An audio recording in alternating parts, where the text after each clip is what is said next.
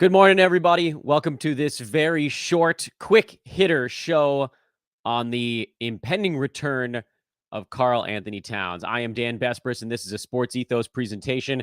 And the quick version here is that according to a Shams Charania report that came out about 45 minutes ago, it could return as soon as Wednesday, March the 23rd. Cat has been out for what feels like an eternity, and, frankly, it's kind of the large bulk of this 2022-2023 campaign. His last game action came all the way back on November 28th, so it's almost 4 full months in between his last ball game. But this is a huge deal for a Minnesota Timberwolves team that continues to fight for a playoff spot.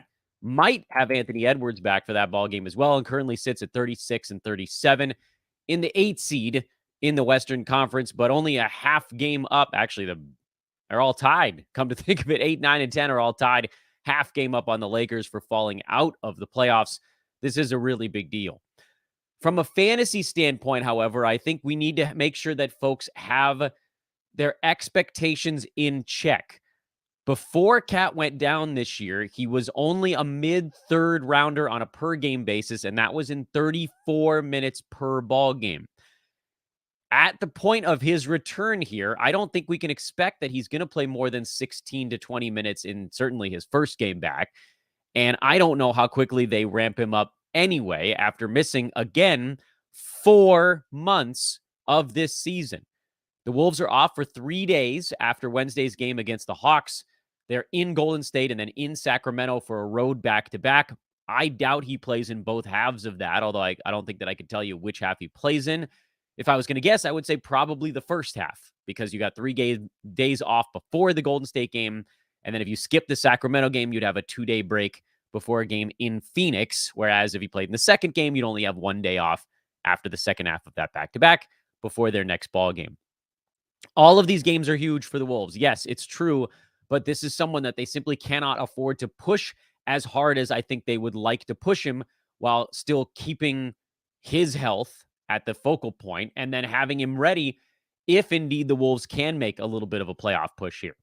So my expectations are first game back, Cat probably around 16 to 20 minutes.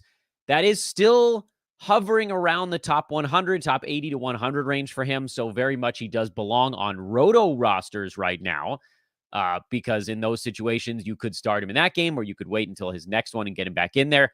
On the head-to-head side, given that Minnesota only has 2 additional games this week, I think it'd be really hard to pick him up and get what might be 1 or 1.5 effectively games out of Cat over the rest of this week.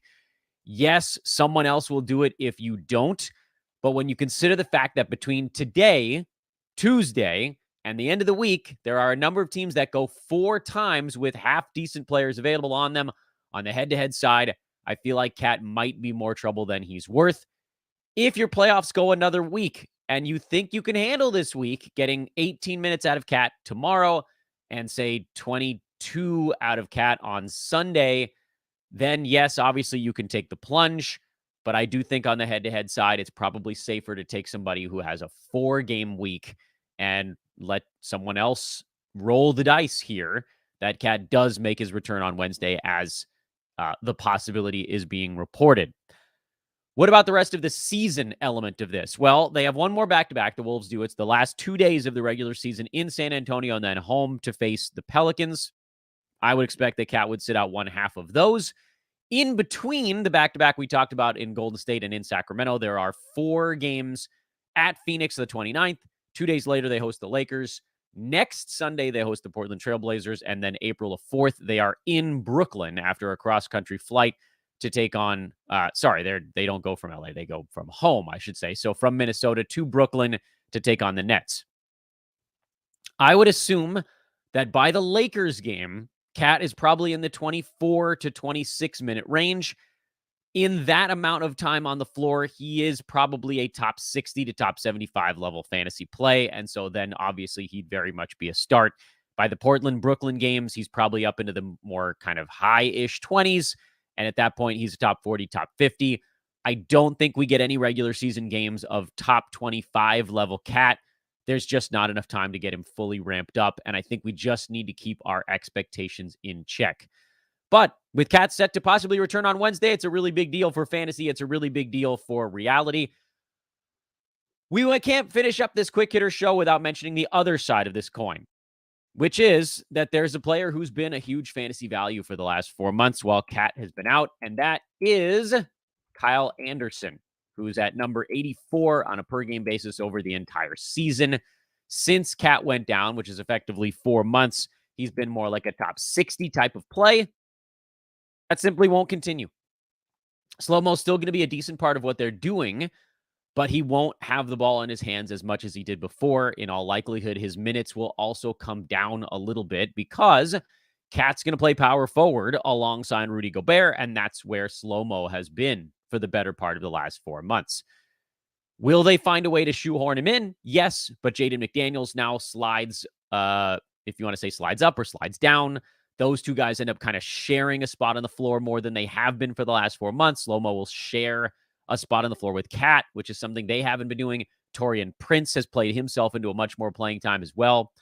I would expect Slow-mo's minutes to come from the low 30s back down into the mid 20s, which probably pushes him back towards that top 100 to top 115 range once Cat gets ramped up. So you probably have another game or two out of Slow-mo before he becomes what I think you can probably call is more of a schedule stream kind of play. And for Minnesota, the schedule is pretty good from Sunday through like the end of next week, 5 games in 8 days. They've got a 3-4, a 4-6 blended in there. But by the middle of that stretch, I would assume that Slow-mo is no more than a schedule play and not the must start in all formats guy that he has been for 4 months, which, hurts me in my soul because Slow-mo is a trademark Dan Besbris old man squad kind of guy. All right, thanks so much for hanging out on their Quick Hitter show. We'll try to do more of these breaking news pods as news breaks. I am Dan Besbris for Sports Ethos, sportsethos.com, at Dan Besbris on Twitter. Come check us out. We'll do more functional stuff on social media and on our website. And, of course, when Towns returns, we'll break all that down as well. Like and subscribe to this video. Like and subscribe to our YouTube page, youtube.com/sportsethos. We've got a live show coming up to break down all of the rest of the stuff that happened today in just a little bit. And we'll do more of this every single day as we revamp our Sports Ethos YouTube offerings. So long for now, everybody. I'll see you guys soon.